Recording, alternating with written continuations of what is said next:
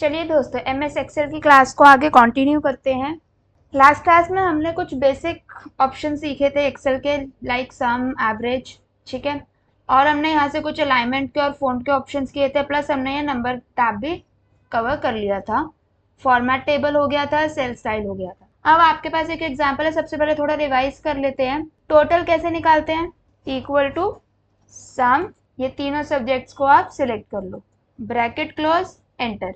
अब आप इसको सिलेक्ट कर कर डाउनवर्ड्स ड्रैग करने के लिए क्या बताया था मैंने आपको? Control plus D. Next average निकालने के लिए इक्वल टू एवरेज, यहाँ से आप अपने अगेन ये तीनों सब्जेक्ट्स के मार्क्स सिलेक्ट कर लो, ब्रैकेट क्लोज, एंटर। आपके पास यहाँ पर सबकी एवरेज निकल कर आ गई, ठीक है।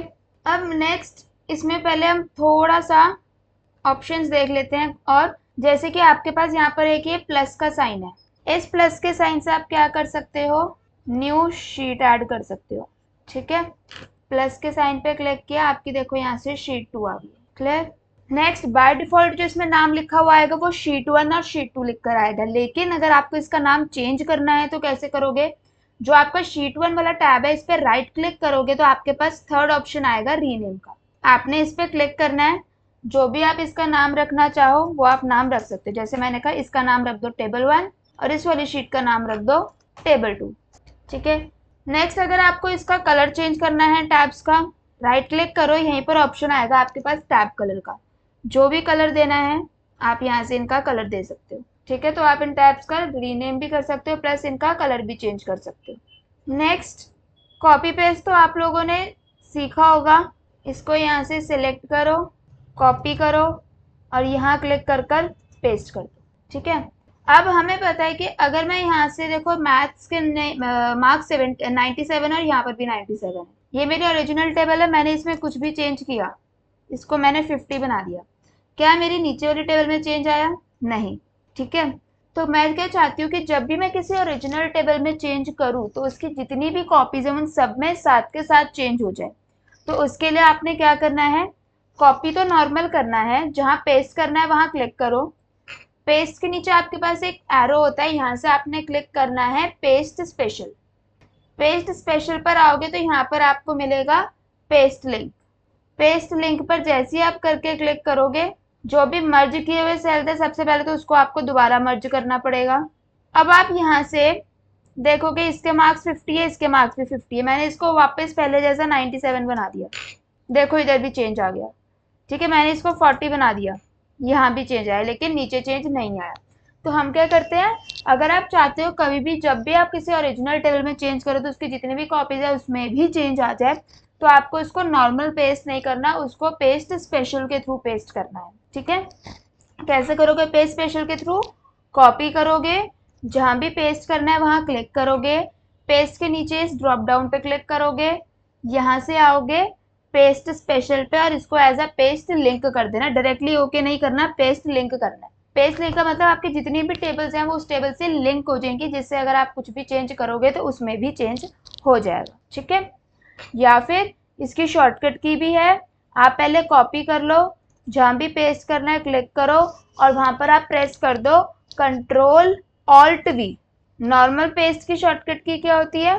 Control plus V. लेकिन अगर आपको पेस्ट स्पेशल करना है तो उसकी शॉर्टकट की कंट्रोल प्लस वी तो होती है, लेकिन इसके साथ साथ में ऑल्ट भी लगा दो, तो आपका क्या बन जाएगा?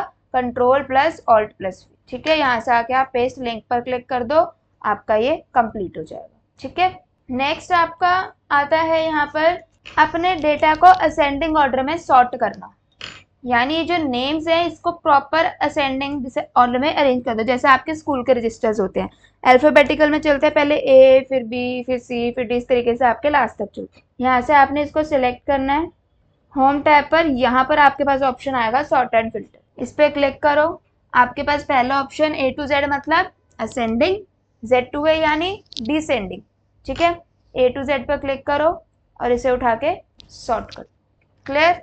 अब देखो जब हमने यहाँ से इसको सॉर्ट किया, मैंने क्या किया, सिर्फ यहाँ से इसको सिलेक्ट करके ए टू जेड किया, तो आपके पास यहाँ दो ऑप्शन पूछता है, एक्सपैंड द सिलेक्शन और कंटिन्यू विद करंट सिलेक्शन।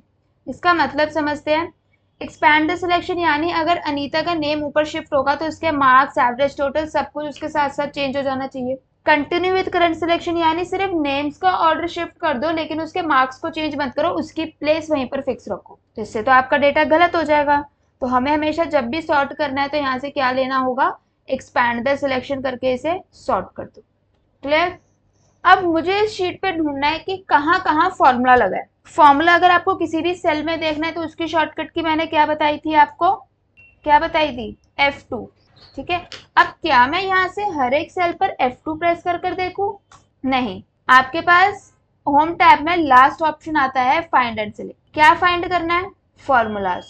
जहां जहां फॉर्मूला होगा इसने मुझे सिलेक्ट करके दे दिया। अब आपको जो भी कलर देना है इसको, यहाँ से आप इसका कलर दे दो तो आपके अलग से हाईलाइट हो जाएंगे सेल्स जहां जहां पर भी फॉर्मूला लगा हुआ। क्लियर। नेक्स्ट, अब अगर आपको कहा गया है कि जैसे कि मैं यहाँ पर क्लिक करती हूँ तो यहाँ पर देखो इसकी विड्थ लिखी हुई आती है कि इसकी विड्थ 8.11 है, इसकी विड्थ भी 8.11 है, तो मुझे कहा गया कि सबकी विड्थ 20 कर दो। प्लस मैं रो पे आती हूँ तो रो पर भी देखो हाइट लिखी हुई मिलती है, तो इसकी रो की हाइट के लिए भी मुझे कहा गया है कि 20 कर दो। क्या मैं हर एक को इस तरीके से देख के 20 करूँ, नहीं, आपने क्या करना है, सिलेक्ट करना है, यहाँ से आओगे फॉर्मेट पे। फॉर्मेट में आपके पास फर्स्ट ऑप्शन होगा कॉलम रो हाइट का और थर्ड ऑप्शन होगा कॉलम विड्थ का, तो यहाँ से आपने इसको क्लिक कर देना है। रो हाइट पर आओ, कितनी हाइट डालनी है, 20। फॉर्मेट पर आओ, कॉलम विड्थ पे आओ, कितनी कॉलम विड्थ डालनी है, 20। ठीक है, तो आपके सारी टेबल की एक साथ आपकी कॉलम की विड्थ और रो की हाइट इंक्रीज हो जाएगी। Clear. Next, change the height width आपका हो चुका है। मैक्सिमम मिनिमम निकालना है आपको। मैंने कहा इस एवरेज में से मुझे बता दो मैक्सिमम एवरेज कौन सा है, मिनिमम एवरेज कौन से, मैं पहले भी बता चुकी हूँ। इक्वल टू मैक्स, किस में से मैक्सिमम चाहिए, एवरेज में से, तो इसमें से सिलेक्ट करके एवरेज आ गया। ऐसे मिनिमम निकालना है तो मिन, सिलेक्ट करो, मिनिमम आ गया। ठीक है, तो ये आपका मैक्सिमम और ये आपका मिनिमम। क्लियर। अब आपके पास यहाँ पर एक आता है कंडीशनल फॉर्मेटिंग। अगर मैं इस वर्ड को सेपरेट कराऊं यहाँ से कि कंडीशनल फॉर्मेटिंग, कंडीशनल का मतलब कंडीशन, फॉर्मेटिंग यानी कलर वगैरह चेंज करना, उसका फॉन्ट चेंज करना, ये सारी। तो जब भी आप किसी कंडीशन के बेस पर फॉर्मेटिंग करोगे उसको हम क्या कहलाएंगे, कंडीशनल फॉर्मेटिंग। ठीक है, अब जैसे कि मेरे पास कंडीशन हम ले लेते हैं कि जिसकी भी एवरेज 50 से ज़्यादा है उसको रेड कलर प्रोवाइड कराओ। क्या कंडीशन है कि अगर आपकी जो एवरेज है वो 50 से ज़्यादा है तो क्या कलर देना है, रेड, एल्स ग्रीन। एल्स का मतलब जो 50 से कम के होंगे, ये आपका ग्रेटर देन का साइन होता है और ये आपका लेस देन का साइन होता है। ठीक है, अब कंडीशनल फॉर्मेटिंग अप्लाई किस पे करनी है, एवरेज पे, तो एवरेज सिलेक्ट करोगे विदाउट हेडिंग, यहाँ से आओगे कंडीशनल फॉर्मेटिंग। पहला ऑप्शन आता है हाईलाइट सेल रूल्स। क्या कंडीशन है, ग्रेटर देन, कितना ग्रेटर देन होना चाहिए, 50, तो क्या कलर देना है, रेड। इसी रेंज पर मुझे ये भी अप्लाई करना है कि अगर 50 से कम है तो ग्रीन कलर दे दे। तो अगेन कंडीशनल फॉर्मेटिंग पर आओगे, मैंने कहा अगर लेस देन 50 है तो क्या कलर दे दो, ग्रीन। ठीक है, अगर आपको रेड, येलो, ग्रीन के अलावा कोई और देना है तो आप यहाँ से कस्टम फॉर्मेट पर आकर यहाँ से कलर सिलेक्ट कर सकते हो। ठीक है, मैंने कहा यहाँ से इसे क्या कलर दे दो, ग्रीन, और इसे ओके कर दिया। अब यहाँ पर तो अभी कुछ नहीं आ रहा, लेकिन अगर आप 50 से कम लिखते हो तो वो ऑटोमेटिकली ग्रीन में कन्वर्ट हो जाएगा। ठीक है, नेक्स्ट इसी से रिलेटेड फॉर्मेटिंग आती है आपके पास बिटवीन। मैंने कहा जो भी 50 से 70 के बीच की मेरी एवरेज है उसको हाईलाइट करा दो। ठीक है, तो कहाँ से चाहिए, 50 से 70 तक की। ठीक है, तो ये बिटवीन की कंडीशन। अब अगर मैं यहाँ से 50 डालूंगी वो आपका किस में आएगा, रेड में कवर होगा या ग्रीन में कवर होगा, वो आपका किसी में भी कवर नहीं होगा। क्यों, क्योंकि जब मैं ग्रेटर देन की कंडीशन लगाऊंगी तो वो सिर्फ 50 से ग्रेटर देन फाइंड आउट करेगा। अगर मैं लेस देन कंडीशन लगाऊंगी तो वो सिर्फ 50 से लेस देन वाले को फाइंड आउट करेगा। ठीक है, 50 डालूंगी तो वो किसी में भी नहीं आएगा। तो अगर आपको 50 को डलवाना है तो उसके लिए आपके पास आता है इक्वल टू। मैंने कहा अगर इक्वल टू 50 है तो क्या कलर दे दो, येलो दे दो। अभी नहीं है, अगर हम 50 डालते हैं। ठीक है, नेक्स्ट, टेक्स्ट दैट कंटेन्स, मैंने कहा जिसका भी नाम में एस आ रहा है या जिसका भी नाम एस से स्टार्ट हो रहा है उसको कलर करा दो।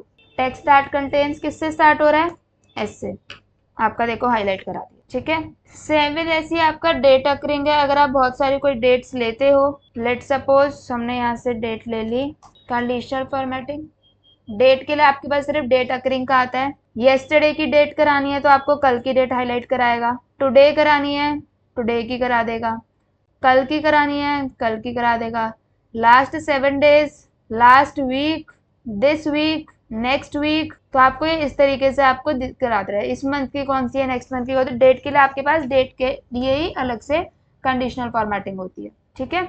नेक्स्ट मैंने कहा अगर कोई डुप्लीकेट वैल्यूज है तो उसको हाईलाइट करा दो, ठीक है। जैसे कि अगर हमने यहाँ पर 2 बार सुनीता लिख दिया, सिलेक्ट करो डुप्लीकेट वैल्यूज। मैंने कहा अगर डुप्लीकेट है तो ये कलर दे दो, और अगर यूनिक है तो ये कलर दे दो। यूनिक यानी जो रिपीट नहीं हो रही होंगी, ठीक है। नेक्स्ट आपके पास आता है टॉप 10 रूल्स।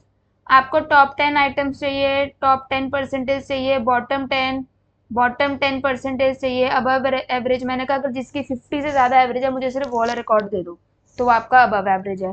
उससे कम का चाहिए तो बिलो एवरेज, ठीक है।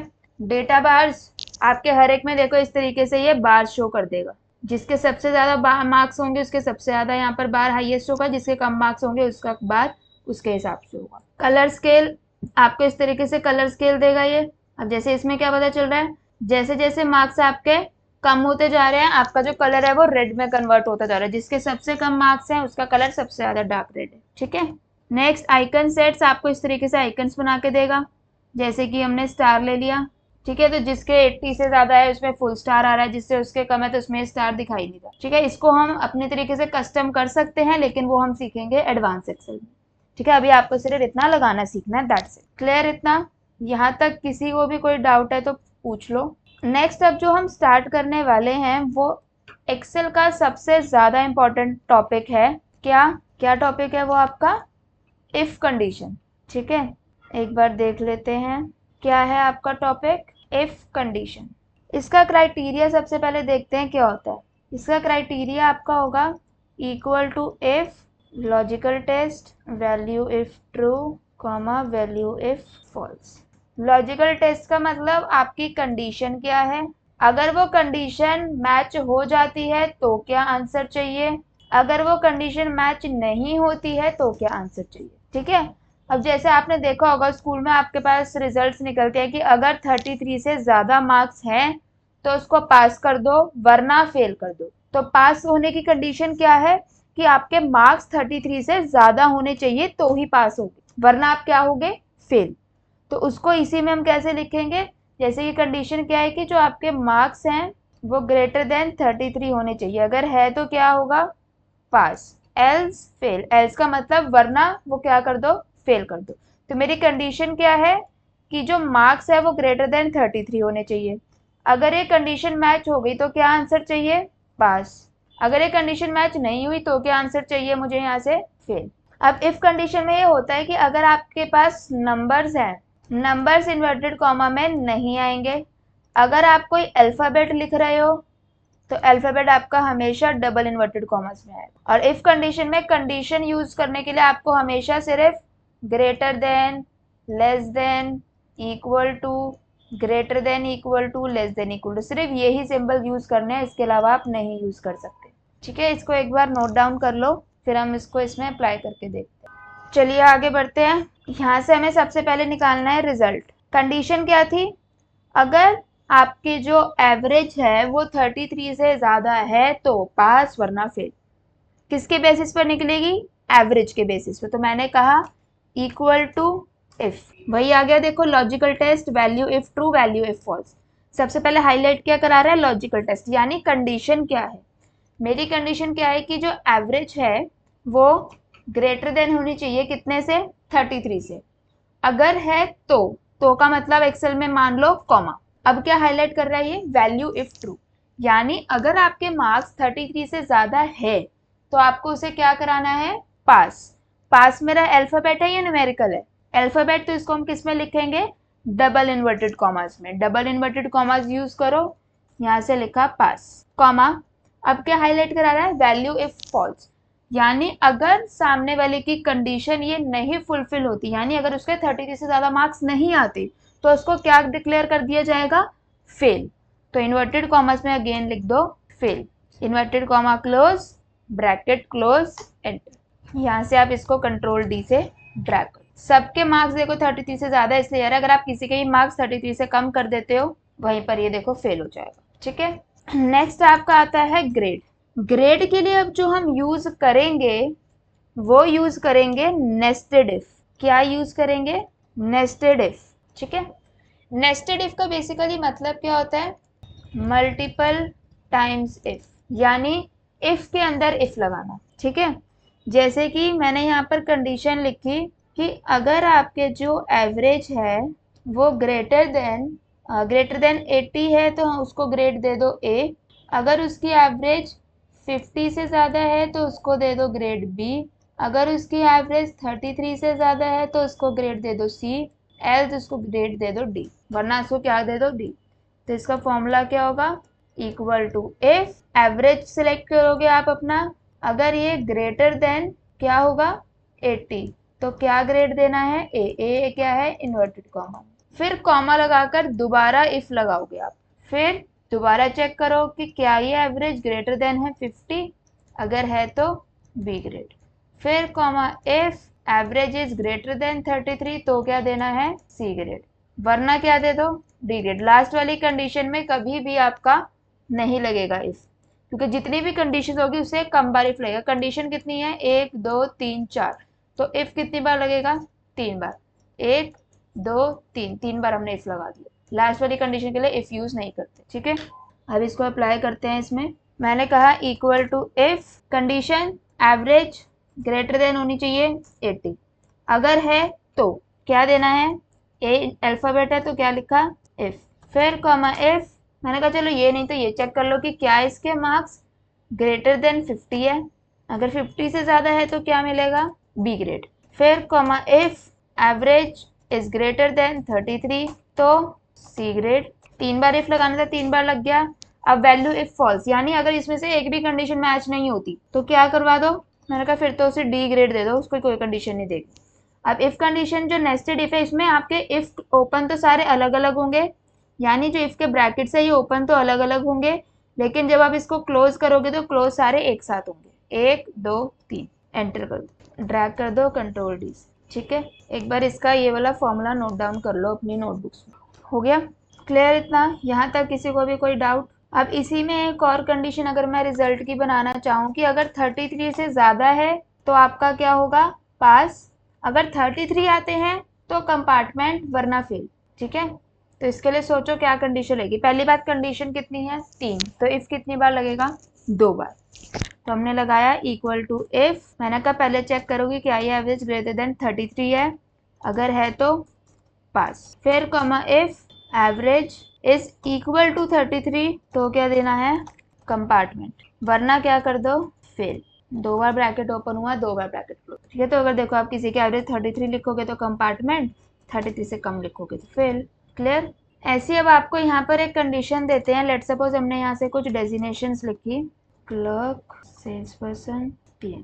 अब आपको इनकी सैलरीज निकालनी है, कैसे, मैंने कहा अगर वाइस मैनेजर लिखा हुआ है तो उसको सैलरी मिल जाए 50,000, अगर उसका मैनेजर लिखा हुआ है तो उसको सैलरी मिल जाए 75,000, अगर सेल्स पर्सन लिखा हुआ मिले तो उसकी सैलरी आ जाए 45,000, एल्स 20,000। तो आपको ये कंडीशन दे रखी है जिसमें आपको डेजिनेशन दे रखी है, उन डेजिनेशन के बेसिस पर आपको यहाँ पर सैलरी निकालनी है। कंडीशन आपको यहाँ दे रखी, कैसे बनेगी, इक्वल टू इफ, कंडीशन क्या है कि पहले चेक करोगी क्या ये इक्वल टू है किसके, वाइस मैनेजर के। वाइस मैनेजर अल्फाबेट में इसलिए हमने इन्वर्टेड में लिखा। अब यहाँ ग्रेटर देन यूज नहीं कर सकते क्योंकि ग्रेटर देन हमेशा नंबर्स के लिए यूज होगा, अल्फाबेट्स के लिए ग्रेटर देन यूज नहीं कर सकते। अगर वाइस मैनेजर है तो कितनी मिलेगी, 50,000, नंबर है तो इन्वर्टेड में नहीं लिखे, कॉमा इफ, फिर से चेक करो, मैंने कहा चलो ये नहीं तो देखो कि क्या ये इक्वल टू है मैनेजर के, अगर मैनेजर के इक्वल है तो 75,000, फिर कॉमा इफ, मैंने कहा फिर चेक करोगे क्या ये इक्वल टू है सेल्स पर्सन के, अगर है तो 45,000। अब लास्ट के लिए मैंने पहले कहा था जितनी कंडीशन उससे कम बार इफ, 4 कंडीशन तो 3 बार इफ लगाना है, 3 बार इफ हम लगा चुके हैं, लास्ट वाले के लिए इफ नहीं लगेगा, वरना मैंने कहा क्या दे दो 20,000। 3 बार ब्रैकेट ओपन हुआ, 3 बार ब्रैकेट क्लोज कर दो, कंट्रोल डी से ड्रैग करो। ठीक है, तो ये आपका फॉर्मूला बनेगा, इसको एक बार नोट डाउन कर लीजिए।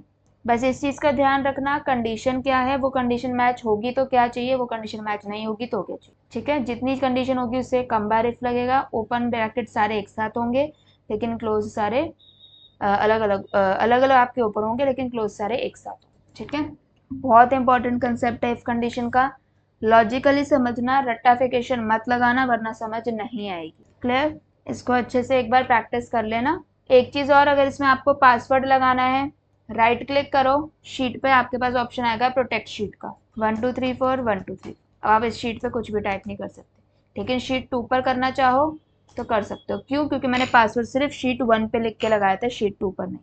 हटाना है, राइट क्लिक कर दो, अनप्रोटेक्ट, पासवर्ड। अब आप अगेन टाइप कर सकते हो। ठीक है, तो आज के लिए इतना ही रखते हैं, बाकी हम अपनी नेक्स्ट क्लास में करते हैं।